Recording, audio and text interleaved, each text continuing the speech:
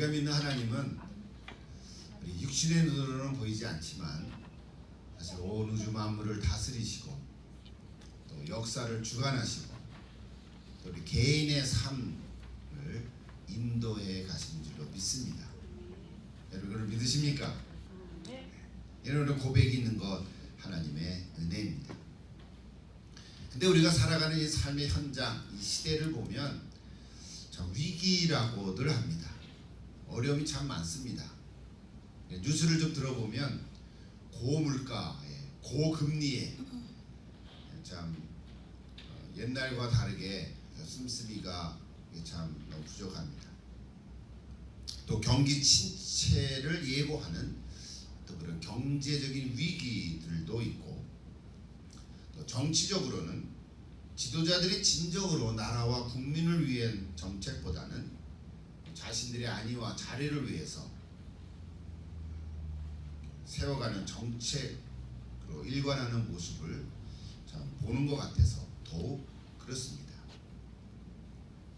그들의 행보가 요즘 우리가 읽고 있는 다니엘서에 나오는 바벨론의 느부갓네살 왕이나 또는 그 아들 벨사살 왕의 통치와 비슷합니다. 한 나라의 정치 경제뿐만 아니라 세계적으로도 국가 간의 외교적인 갈등도 점점 고조되어 가고 있는 것을 볼 수 있습니다. 그러나 역사적으로 보면 궁극적으로는 하나님께서 이 모든 나라의 흥왕성쇠를 다스리시고 주관하시는 것을 우리는 성경 말씀을 통해서 확인할 수 있습니다. 이게 뉴스나 상황을 보면은 안 그런데 또 말씀을 들여다보면 아멘 할 수 있거든요. 그러니까 이 둘 사이에서 우리는 날마다 이랬다 저랬다 할 수도 있는데 여러분 항상 그런 하나님의 말씀에 귀를 기울이시고 늘 말씀 안에 서시기를 기도합니다. 어느 나라든지 여러분 권력자 자신의 나라를 세우고자 하는 그런 불의한 나라는 반드시 무너질 것입니다. 역사가 그렇습니다. 이러한 위기 시대에 살고 있는 우리에게 필요한 것은 그러므로 하나님을 바라볼 수 있는 그런 믿음의 눈입니다. 다니엘과 같은 그런 믿음의 눈이 필요합니다. 오늘 우리 에베소서 말씀을 계속 나누고 있는데요. 이 믿음의 눈을 가진 사람이 또 하나 있는데 하나뿐이겠습니까마는 사도 바울도 이런 믿음의 눈을 가졌습니다. 사실 에베소서를 쓴 이 바울은 지금 어디에 있나요? 사실은 감옥에 갇혀 있습니다. 옥에 있습니다. 여러분 옥이라고 하는 자유의 몸을 빼앗긴 거 아니겠습니까? 그래서 에베소서, 빌립보서, 골로새서 그리고 빌레몬서까지 이것을 옥중 서신이라고 합니다. 제가 옥에 가본 적은 없지만 대부분의 감옥이라는 곳은요 실제로 빛이 들어오지 않습니다. 그렇죠? 물론 어떤 방은 이렇게 작은 창문 하나가 있을 수도 있지만 상징적으로 감옥은 어둠입니다. 설교 제목으로 띄워놓으세요. 그런 어두운 옥에 갇힌 바울이 아이러니컬하게도 오히려 밖에 있는 에베소 교회 교인들에게 너희는 빛의 자녀이니 빛의 자녀처럼 행하라 이렇게 권면하고 있습니다. 사도 바울은 깜깜한 어둠의 옥에 갇혀 있으면서도 밖에 있는 사람에게 빛의 자녀처럼 행하라. 여러분 어떻게 이런 권면의 말씀을 할 수 있을까요? 그러니까 사도 바울도 볼 수 없는 것을 볼 수 있는 눈을 가지고 있었다는 거죠. 감옥에 있지만 볼 수 없는 것을 보는 시선이 있었어요. 그것이 바로 빛을 바라보는 믿음의 눈입니다. 오늘 저와 여러분에게도 소망을 가지고 살아갈 수 있는 믿음의 눈이 필요합니다. 특별히 이 세상의 어둠과 불안과 위기 같은 소식이 들려올 때마다 하나님을 바라보는 믿음이 필요합니다. 그래서 하나님께 나와 예배를 드리고 있습니다. 사랑하는 여러분 주님의 자녀로 우리가 다 부르심을 받았는데 그러므로 눈을 들어 하나님을 바라보십시오. 두려워하지 말고 하나님을 신뢰하십시오.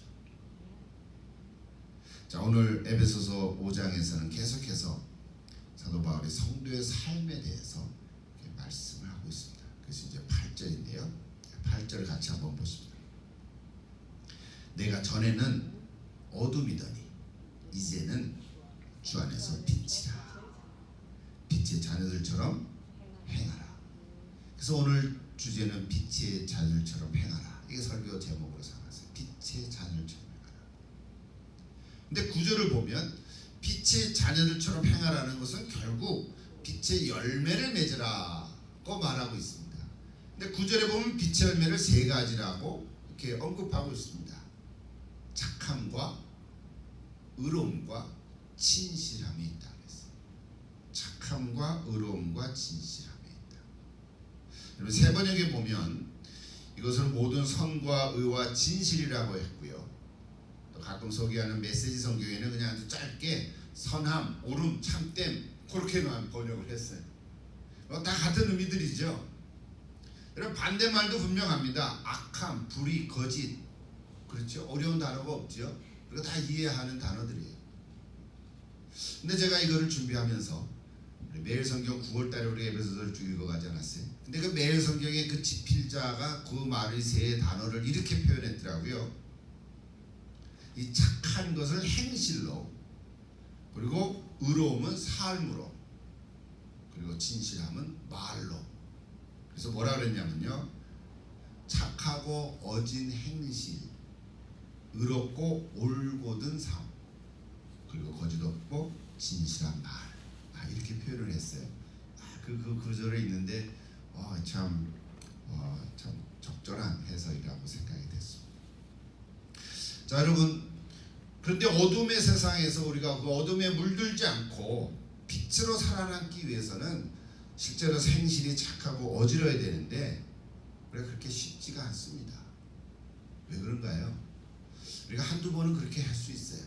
그런데 계속 항상 그렇게 한다는 게 우리가 참 부담이 있고 어려움이 있는 거예요. 어떨 때는 정말 우리가 착하고 어진 행실을 합니다.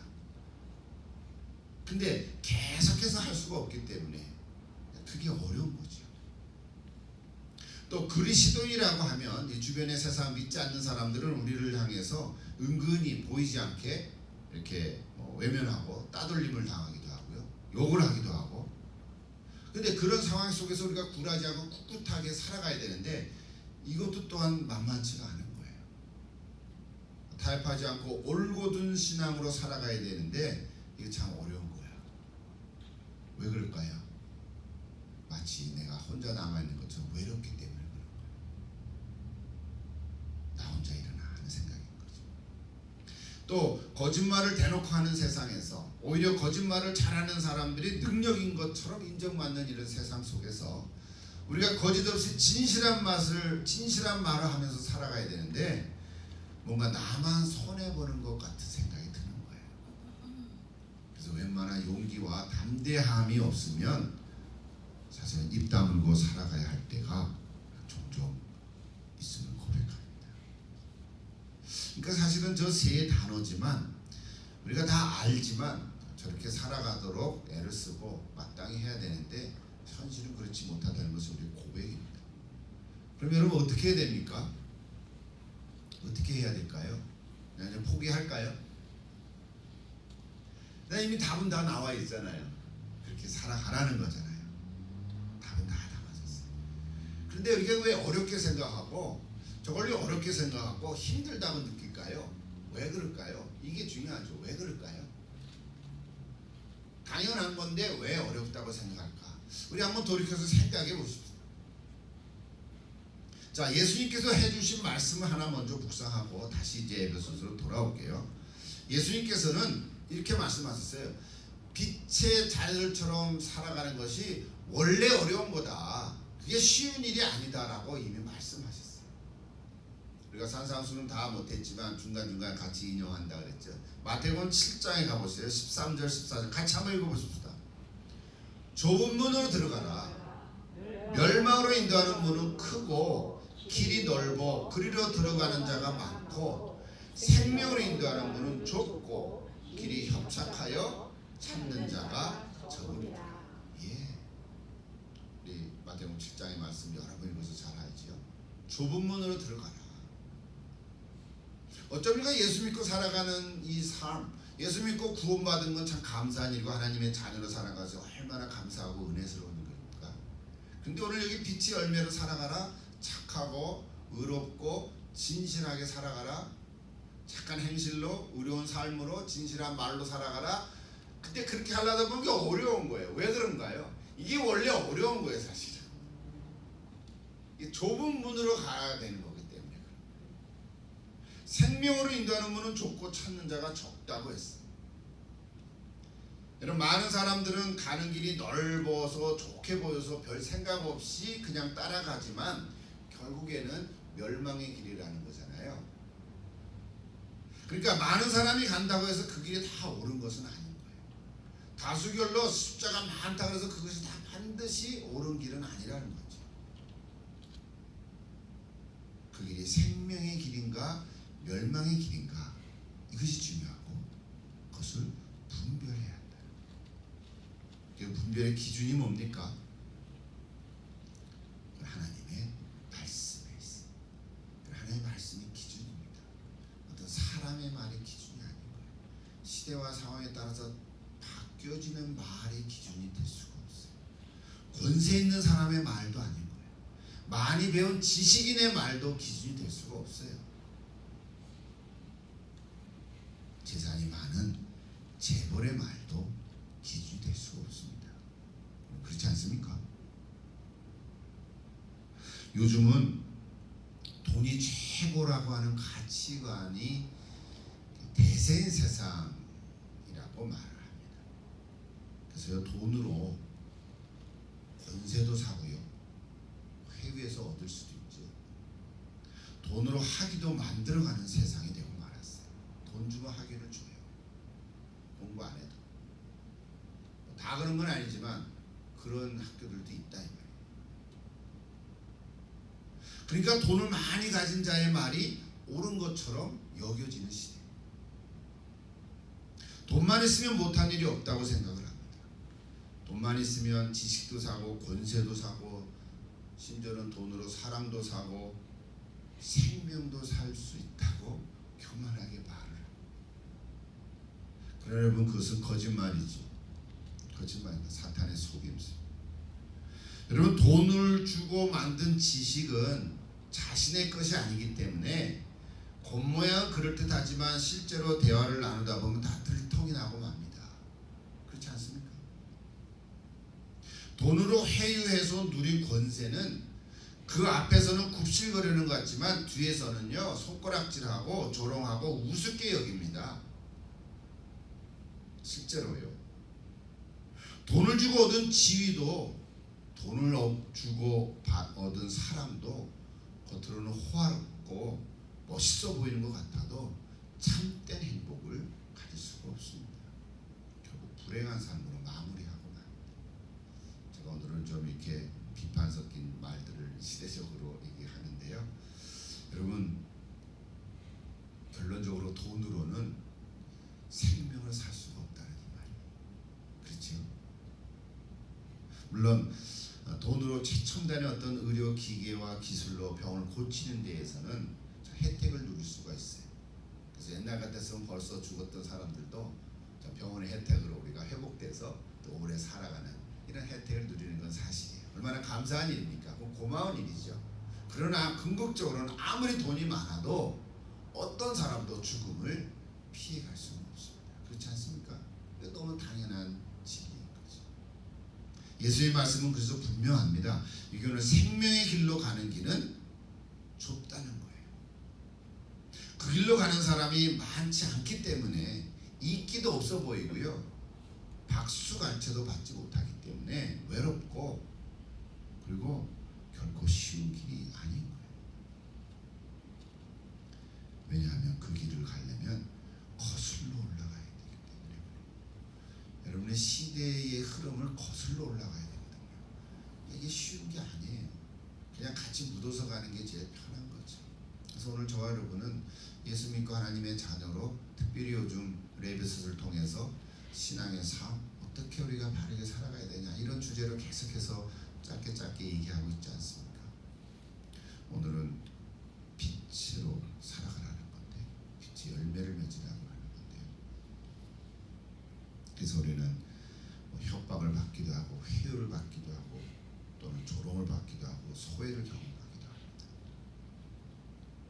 그럼에도 불구하고 우리는 이 좁은 길을 가는 사람들입니다. 아멘. 예수님 좁은 길로 가라 그렇게 말씀하셨습니다. 여러분 혹시 철로역정이라는 책을 아십니까? 철로역정 책 너무 유명해서 한 번씩은 다 읽어본 적이 있으시죠? 성경 다음으로 읽은 아주 유명한 책 중에 하나인데요. 존 버년이라는 사람이 지은 거예요. 근데 1660년 그때 영국 그때 국왕이 찰스 2세인데 아주 강경한 종교 탄압으로 예수 믿는 사람을 다 죽이고 감옥에 갇히는 그런 시대였어요. 1660년 영국이 그랬다고. 근데 존 버년이 원래 침례교회 목사인데 그럼에도 불구하고 복음을 열정적으로 전하다가 감옥에 갇혔어요. 12년 동안 옥에 갇혀서 거기에서 쓴 책이 바로 철로 역정이에요. 그때가 1678년도에 나이 50세. 그리고 10년 있다 세상을 떠났습니다. 여러분 그 얘기를 다 할 수 없죠. 철로 역정은 그게 2부로 나눠져 있는데요. 한 크리스찬이 제가 읽은 책에는 기독도 이렇게 얘기를 했어요. 뭐 사람마다 번역이 다르죠. 크리스찬 기독도가 어떤 전도자라고 하는 사람을 만나서 천국 가는 길을 이렇게 알게 되고 그 과정에서 온갖 어려움을 만나지요. 그 어려움이라는 사람의 이름이 굉장히 비유적으로 써 있잖아요.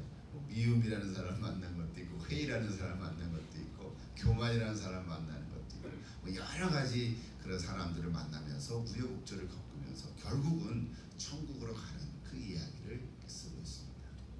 또 2부에서는 그의 아내였던 크리스티나가 처음에는 남편 혼자 천국을 향해서 간다니까 조롱하고 무시하고 그러다가 나중에 깨닫고 자기 아이 4명과 함께 그 또 천국의 길을 가는 것이 2부의 내용이잖아요. 또 자비심이라고 하는 젊은 처녀와 함께 그 길을 가지 않아서 결국 천국까지 가는 그 스토리가 철로 역정인 거예요. 한번 읽어보세요. 재미납니다. 어쩌면 오늘 나와 같은 삶의 모습인가 아닌가 그런 걸 경험하기도 하고요. 또 그 중에 몇 가지는 오늘 나랑 비슷하네 그걸 경험하기도 하고요. 이게 정말 400년이 지난 그런 책인데도 참 그렇습니다. 오늘 그 생각이 얼핏 났어요. 그리스도인이 어떻게 살아가야 될까? 천국으로 가는 길은 쉬운 것이 아니에요. 우리가 다 예수 믿고 천국 가는 확신은 있죠. 그러나 그 길로 가는 이 삶 자체는 어려움이 있다 이 말인 거죠. 그렇다고 불가하는 것은 아니에요. 천국 가는 여정은 비록 나 홀로 가는 거지만 혼자가 아니는 거예요. 누구랑 같이 하십니까?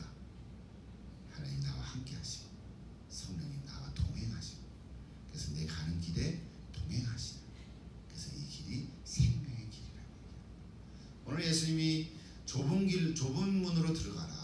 마태복음 7장의 얘기를 잠깐 제가 말씀을 전하면서 생명의 길 이것이 바로 우리 신앙의 여정 가운데 걸어가야 할 길입니다. 그러므로 내가 혹 가는 길 속에 이 오늘 얘기하는 에베소서 얘기죠. 빛의 열매를 혹 맺지 못할 때가 있다 하더라도 그렇죠? 빛의 열매를 항상 맺지 못한다 하더라도 낙심하지 말고 포기하지 말고 그 전에 주저앉지 말고 다시 일어나서 마치 철로 역정에 나오는 기독도 같이 다시 일어나서 혹 잘못된 길로 갔다가도 다시 백으로 돌아와서 다시 제 길로 돌아가는 그런 경우가 많아요. 어떨 때는 낭떠러져 떨어질 뻔하다가 또 다시 돌아오는 그런 재미난 그런 여정들이지만 어쩌면 우리들도 그럴 때가 있거든요. 그래서 낙심하거나 포기하지 말고 다시 일어나서 하나님을 바라보며 빛의 자녀들처럼 걸어가는 것입니다. 그런 힘을 주는 것이 누굽니까? 바로 하나님 성령님이십니다. 그리고 바로 나와 함께 걸어가는 나의 동료들입니다. 우리 같은 믿는 자입니다. 오늘 저와 여러분 다 예수님 안에서 한 지체로 한 형제 자매로서 함께 가는 귀한 사람들 얼마나 감사한지. 여러분 여러분 옆에 사람 한번 보십시오. 나 혼자 간다면 얼마나 힘들고 외롭겠어요. 근데 우리 같이 가는 거예요. 손잡고 같이 가는 거예요. 내가 넘어질 것 같아 같이 붙잡아 주는 거거든요. 이게 얼마나 감사합니까? 이게 성도의 교제인가요? 자, 다시 에베소서 돌아오십시다. 자, 9절을 같이 다시 보십시다. 9절. 자, 빛의 열매는 모든 착함과 의로움과 진실함에 있느니라 이렇게 얘기했는데 그 단어의 의미가 조금 뭔지 조금 더 이렇게 풀어서 설명을 이렇게 하고 오늘 마치려고 해요. 자, 세 가지라 그랬죠. 첫째는 뭐예요? 모든 착함. 뭐 착하다는 단어 우리가 다 알죠. 근데 여기 헬란 말로 썼는데 아가도시네. 그건 몰라도 돼요. 근데 풀어서 얘기하니까 이런 단어라 그래요. 관대한 정신으로 온유하고 도덕적인 성품이다. 그러니까 핵심의 단어는 관대하다는 거예요. 착하다는 말이 그냥 착하네, 뭐 바보 같아 착하네 그런. 근데 사실은 바보 같은 착한 아이도 왜 그렇게 되냐면 마음이 넓고 관대해서 그래요. 그렇잖아요. 이런 사람도 오케이, 저런 사람도 오케이. 그 얼마나 마음이 넓습니까? 그게 착한 거죠. 결국은 착하게 나타나는 건데 그 핵심 단어는 관대하다는 뜻이에요. 관대하다. 요한복음 8장에 나오는 이야기 소개합니다. 1절부터 11절까지. 서기관과 바리새인들이요 음행 중에 잡힌 여인을 하나 데리고 와서 예수님께 물었어요. 선생님, 모세 율법에는 이런 자는 돌로 쳐 죽이라 그랬는데 당신은 어떻게 말하겠습니까? 성경에 보면 고발하고자 하는 건데 책잡기 위해서 시험하고자 합니다 그랬잖아요. 예수님께서 그들의 그 마음을 아시고 뭐라고 얘기했나요? 여러분 잘 아시죠? 죄 없는 자가 먼저 돌로 치라. 나이가 많은 사람부터 젊은이 이르기까지 다 떠났다 그랬어요. 그 여인과 예수님만 남았다 그랬습니다. 그 마지막 11절에 예수님 뭐라 그러셨어요? 나도 너를 정죄하지 아니하니 다시는 가서 죄를 짓지 말라. 사실은 이것이 예수님의 관대함이에요. 뭐 우리는 예수님이 용서해 주셨다는데 용서가 아니라 관대한 거죠. 품어주신 거죠. 근데 예수님은 모든 사람에게 다 관대한 게 아니에요. 사실은요. 성경 기록에 보면요, 누가복음 13장에 보면은 이 바리새인과 서기관이 헤롯 대왕의 아들이 3명 있었잖아요. 그 중에 헤롯 안티바가 예수를 죽이려고 하니까 이 바리새인과 서기관이 예수를 위하는 척하면서 여기를 떠나라 그랬어요. 그때 예수님이 뭐라 그러셨냐면 너희는 가서 저 여우에게 말하라 그랬어요. 헤롯 안티파 왕을 향해서 뭐라 그랬어요? 여우라고 그랬어요. 여우. 여러분 여우는 성경에서 아주 간교하고 교활한 짐승을 상징하거든요. 아주 힘은 세지 않지만 아주 교활한 거예요. 그게 예수님이 헤롯 안티파에게도 관대하게 대하지도 않았어요. 여우라고 아주 그냥 이렇게 조롱한 거죠. 비난한 거죠. 또 마태복음 23장에 보면 서기관과 바리새인들에게는 화 있을진저 외식하는 자들이여 해서 6번이나 쭉 나오지 않습니까? 그러면 한 번 정도 읽어보시죠. 마태복음 23장에 책망했어요. 그러니까 예수님은요 약하고 뭐랄까 힘이 없는 자에 대한 관대함을 한없이 베푸셨지만 그래서 죄인들의 친구라는 그런 별명도 얻었지만 아주 악하고 교활하고 간악한 자들에게는 담대하게 외쳤어요. 그들까지도 관대하게 대하지 않는다. 우리가 이걸 잘 분별해야 봐요. 근데 오늘 여기 예수님 첫 번째 바울이 첫 번째로 모든 착함, 관대하다고 그랬거든요. 세상 사람들은요 거꾸로 하죠. 거꾸로 하죠. 나보다 힘이 세고 강한 사람에게는 관대하고 나보다 약하고 힘 없는 사람은 누르죠. 오늘 예수 믿는 사람은 어떻게 해야 돼요? 반대로 예수님처럼. 꼭 그렇게 할 수 있기를 간절히 바랍니다. 우리가 뭐 그렇게 나가서 정치인들은 아니지만 그러나 그 마음은 그렇게 가져야 된다. 우리 삶의 상황 속에서 그런 일이 생겼을 때 예수님처럼 빛의 자녀처럼 나보다 약한 사람에게 관대한 마음을 가지는 저를 될 수 있기를 간절히 기도합니다. 두 번째 보시죠.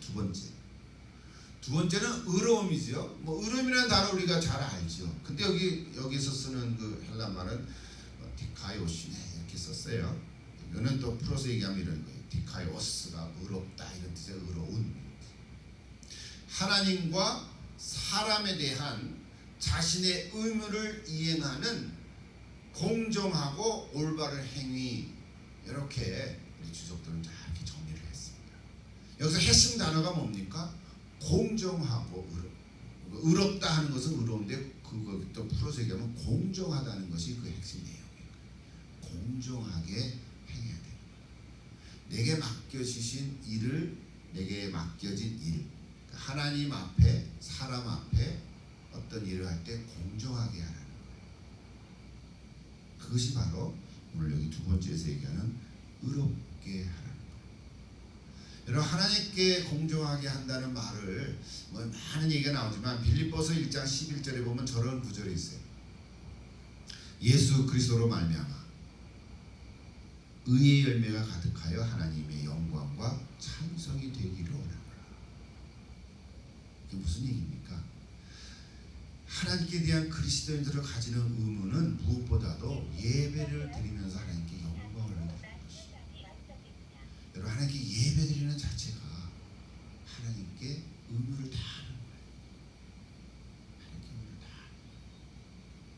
사람에게 대한 그리스도인이 가지는 의무는 무엇보다도 인간 관계에서 나타나는 공정함인 거죠. 성경에 이런 예들이 많이 나오는데 시편 82편을 예를 들면 시편 82편의 1절부터 8절까지 짧은 시인데요. 그 주제가 뭐냐면 재판장들을 향해서 공정한 재판을 하라고 책망하고 경고를 주는 말씀이에요. 다 읽지 말고 1절부터 4절까지만 보겠는데요. 제가 한번 읽어볼게요. 하나님은 신들의 모임 가운데 서서 하나님은 그들 가운데서 재판하십니다. 하나님이 재판자로 나오는 거예요. 판사같이. 너희가 불공평한 판단을 하며 악인의 낫보기를 언제까지 하려느냐? 가난한 자와 고아를 위하여 판단하며 곤란한 자와 빈궁한 자에게 공의를 베풀지며 가난한 자와 궁핍받은 자를 구원하며 악인들의 손에서 건질지니라. 이렇게 쭉 얘기하고 있어요. 그 외에도 예언서들 가운데는 이 재판을 굳게 하는 왕들에 대해서 선지자들이 얼마나 신랄하게 책망하는지. 오늘날 우리는 21세기에 사는데 우리 법은 이렇게 되어 있습니다. 모든 사람은 법 앞에서 평등하다. 맞습니까? 이거 아니다 하는 사람은 이상한 사람이죠. 모든 사람은 법 앞에 평등하다. 맞습니까? 맞죠. 근데 현실은 어때요? 잘 안 그렇죠. 안 그런 게가 더 많죠. 그렇지 않습니까? 우리 흔히 하는 말로 유전무죄, 무전유죄 이런 말이 보편화되어 버렸어요. 자기 편에 있는 사람은 분명한 죄를 짓고 증거가 있어도 안 잡아가요. 그렇죠? 잡아가도 금방 풀려나요. 어떻게 이렇게 잘 풀려나는지 몰라요. 나는 그 현장을 잘 모르지만 영화 같은 거 보면은 아 그렇겠구나 하는 거를 짐작할 뿐이에요. 그렇다고 모든 사람들이 다 그런 건 아니죠. 반대편에 속해 있으면 근데 없는 죄도 만들어 가지고 그렇죠?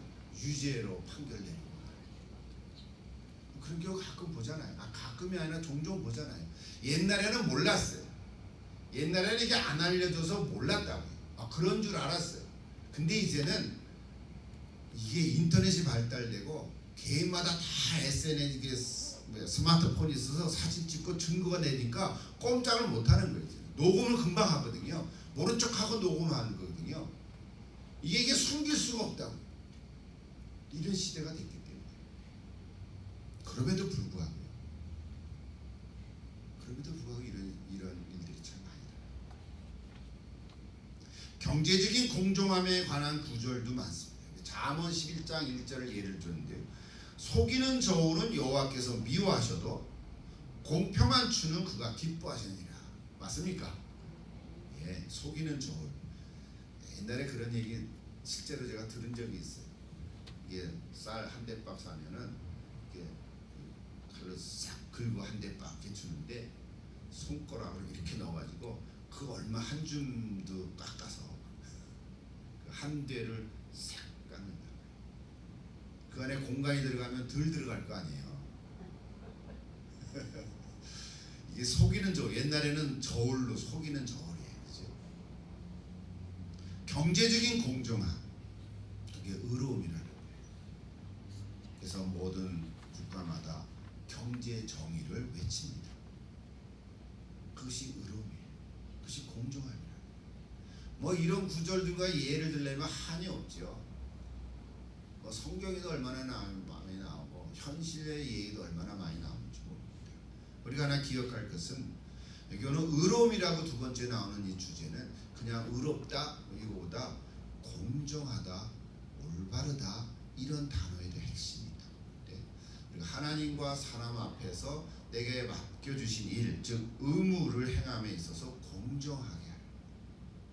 오늘 저 여러분도 그렇게 될 수 있기를 기도합니다. 우리 교회 안에서도 그렇고 가정 안에서도 그렇고 가정에 예를 들면 또 얼마나 많이 얘기 나오고 딸 둘이 있는데 아버지가 한 애를 편애해가지고 편애를 받지 못하는 딸은 늘 마음에 상처가 있어서 귀신이 들린 실제로 만난 경우도 있고요. 그래서 서로 또 칼부림이 일어나기도 하고 그렇죠? 이게 공정하지 못하고 공평하지 못한 일들이 얼마나 많이 일어나죠. 자, 세 번째 마지막으로 가보십시다. 진실함입니다. 진실함. 이거는 알레데이아라고 하는데 이 단어는 또 이런 뜻이에요. 말과 행위에 있어서 순수하고 정직한 이런 의미예요. 여기서 핵심 용어는 순수함, 정직한, 순수하다. 진실하다 그러니까 정직한 거죠. 물론 그거보다도 순수하다, 참 때묻지 않았다 이런 말이 더 가까워. 여기 요한일서 3장 18절에 보면 자녀들아 우리가 말과 혀로만 사랑하지 말고 행함과 진실함으로 하자 이렇게 권면하고 있고요.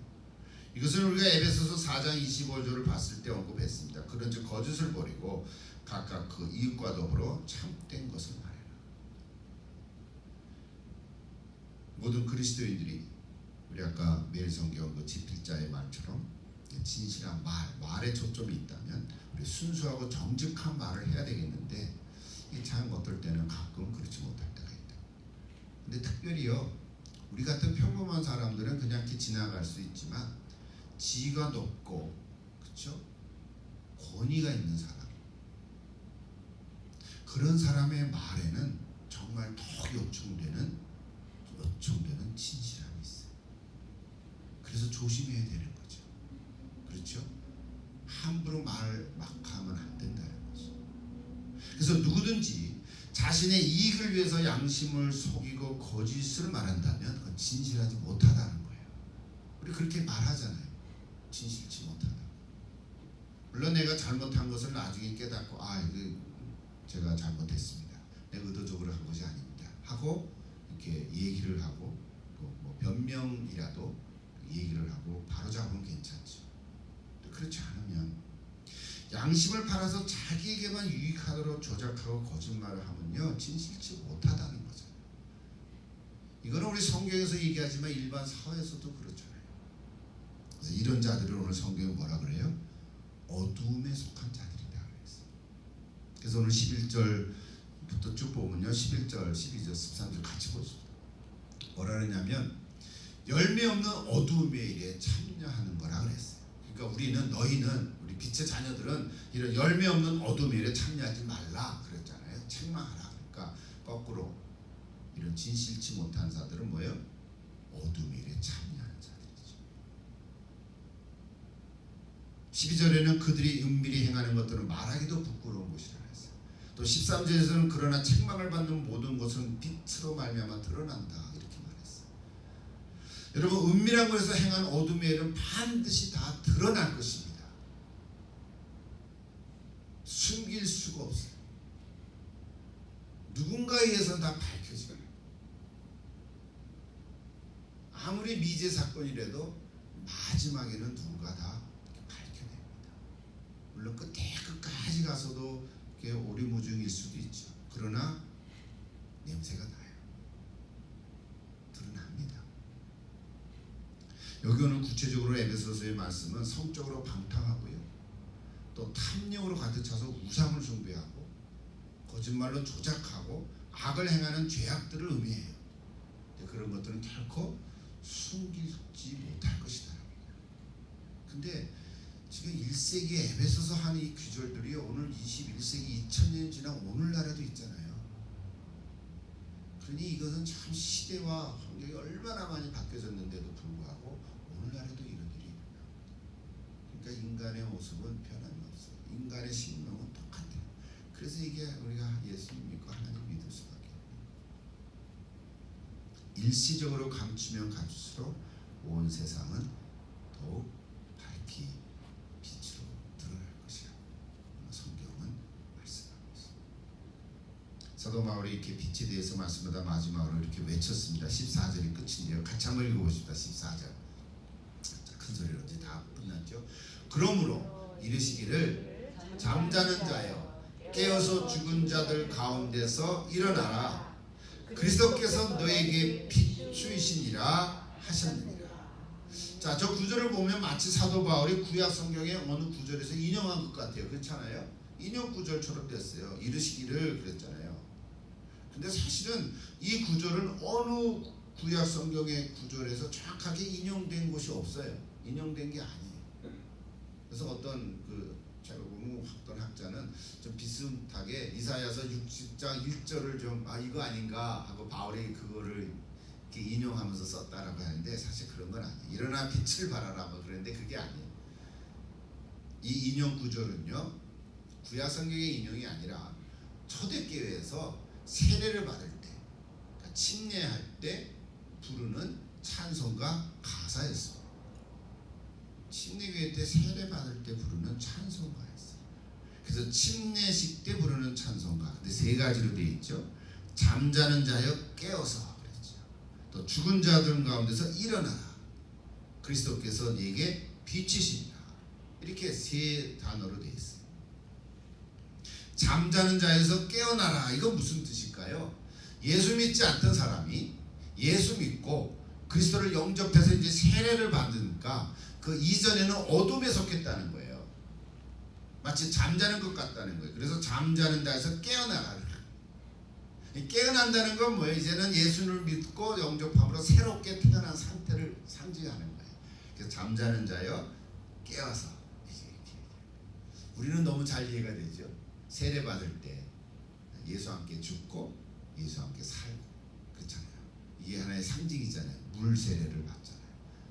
사실은 우리 장로교에서는 머리 위에 물 이렇게 해서 몇 방울 때렸지만 그냥 침례처럼 붕 담갔다 이라는 게 더 좋을 것 같기도 해요.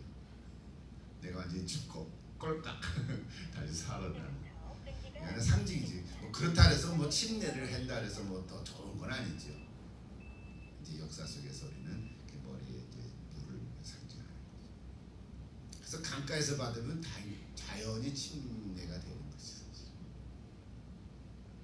두 번째 보세요. 죽은 자들 가운데서 일어나라. 이것도 똑같은 단어예요. 죽은 자들이라는 건 잠자는 자를 얘기하는 거고, 일어나라는 깨어나라는 거죠. 뭐 같은 말을 반복한 거예요. 마지막 세 번째, 이게 중요한데, 그리스도께서 네게 빛이시리라. 빛이시리라. 해와 달을 떠서 빛을 발하는 것으로 표현하는 거예요. 에피파우세이라는 단어 씁니다. 이거는 우리식으로 해요. 뭐예요? 빛으로 오신 예수 그리스도. 요한복음 1장 9절을 보면 참빛고 세상에 와서 각 사람에게 비추는 빛이 있었나니 그랬잖아요. 빛을 비췄는데 사람들이 깨닫지 못한 거예요. 예수님 자신이 빛인데, 참 빛인데, 이게 굉장히 비유적이잖아요. 사람이 무슨 빛이야, 뭐 발광체, 뭐 프라시처럼 빛이 나오나, 그런 생각하잖아요. 근데 성경은 그게 아니잖아요.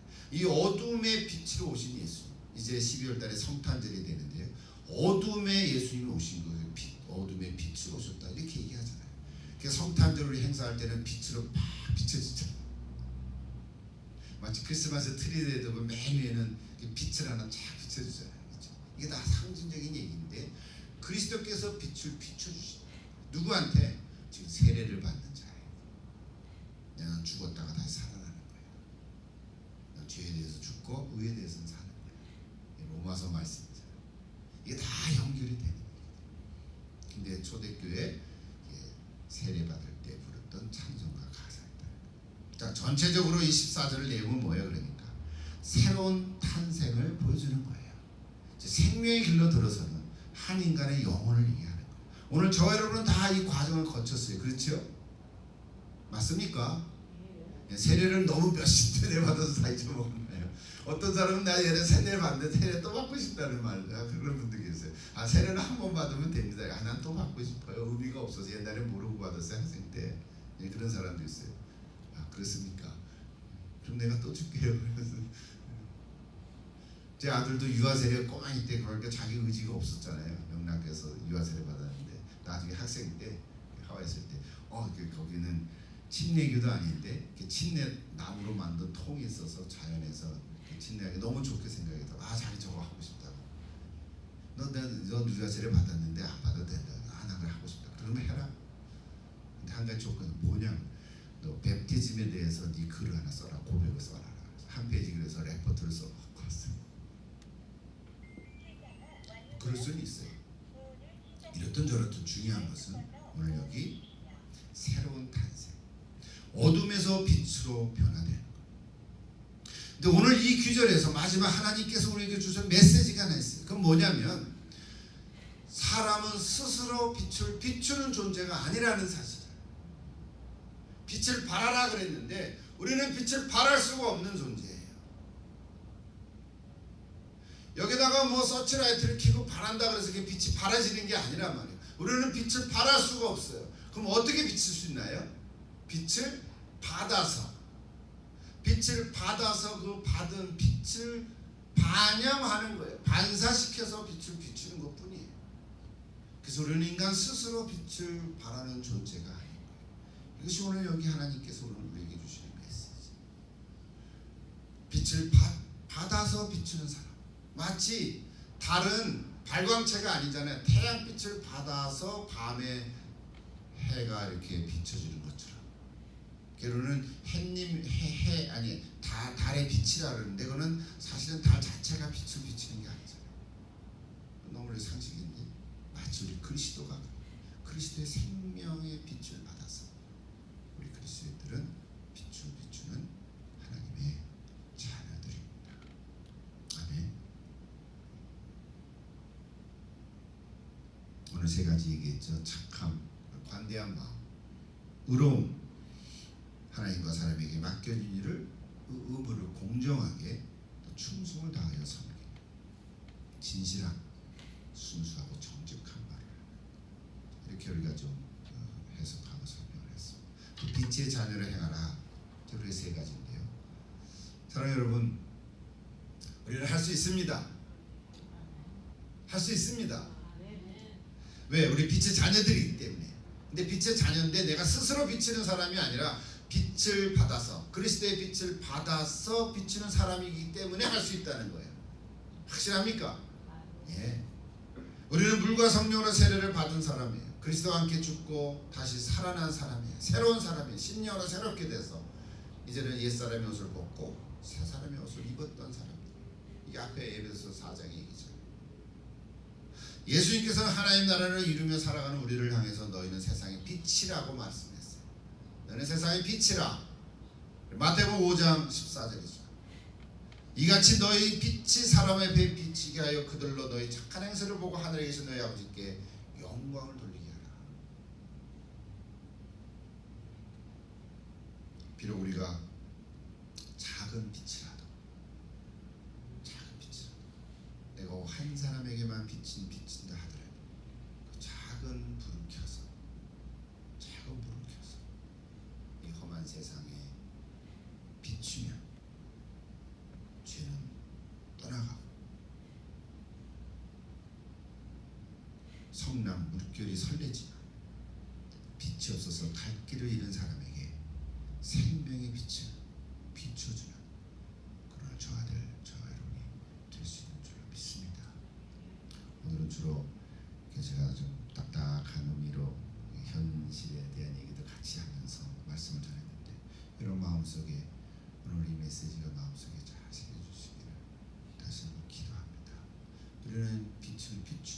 없습니다. 왜냐하면 내 스스로 빛을 비치는 게 아니라 그리스도의 빛을 비춰서 비춰주는 거기 때문에 여러분은 삶의 현장 속에 어떤 사람에게 또는 어떤 그런 현장 속에 있을 때 이 빛을 비춰가는, 그래서 착함과 의로움과 진실한 그런 열매를 맺는